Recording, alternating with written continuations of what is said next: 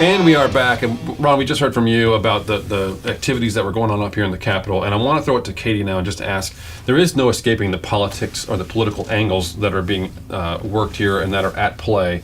These are, after all, elected officials, and they have political considerations they've got to think about. So, Katie, what does it mean? We've got, a week and a half before Sine Die, basically, if we're on schedule. What does it mean for the lawmakers as they go forward? What are they going to do? What do you see happening? Well, this has really become the marquee issue for this session, and all of the folks involved in the House and in the Senate are going to have to answer questions from their constituents on precisely what happened, why it happened, and why they took the position that they took. So I think we will certainly see this play out, and unfortunately probably politicized during the fundraising time after session, and also during all the various campaigns that we're going to see come up. But in terms of how this plays out this week, this has been an issue that clearly has taken a lot of the air out of the room, as it should. And I think we will start to see that at the end of session, some of the other policy items that the House and Senate may have considered really just die on the vine, really because they ran out of time.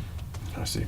Now, there's some other winners besides, if you take the gun bills out of the picture, there's a lot of other winners in this thing, and I don't mean to say political winners, but like mental health is going to get a boost, and that's something that needs to get a boost and has needed for years. Other winners, Ron?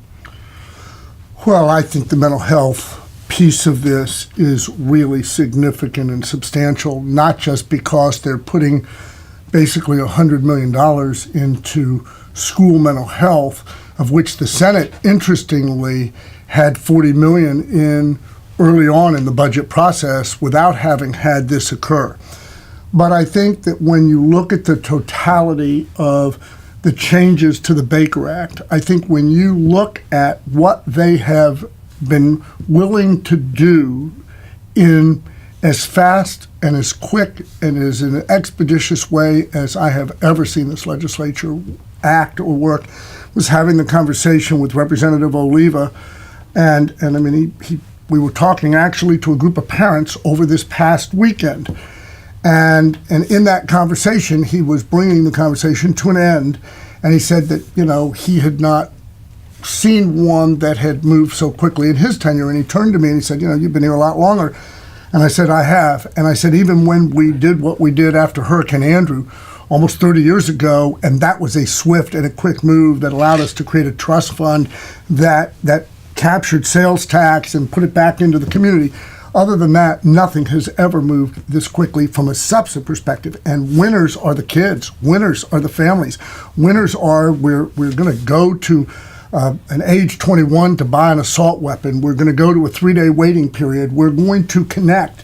From a technology perspective, they're putting money into technology to make sure that everybody can communicate with one another, and that you don't have to communicate with 3 or 4 places to allow things to fall through the cracks, which we know happened during the cruise stuff. So I think those are winners. I think law enforcement is a winner at the end of the day because of what it provides them in the way of tools to take guns out of the hands of individuals that don't simply get Baker Acted, but that come onto their radar screen as having mental health related issues, and the fact that they get to petition, and that Senator Negron and Representative Oliva, who I consider to be 2 of the most conservative folks in the legislature, Speaker Corcoran, that they were willing to take these guns out of people's hands at the front end, allowing the due process to work in prospectively before somebody can get a gun back, right, I think is monumental. Yeah,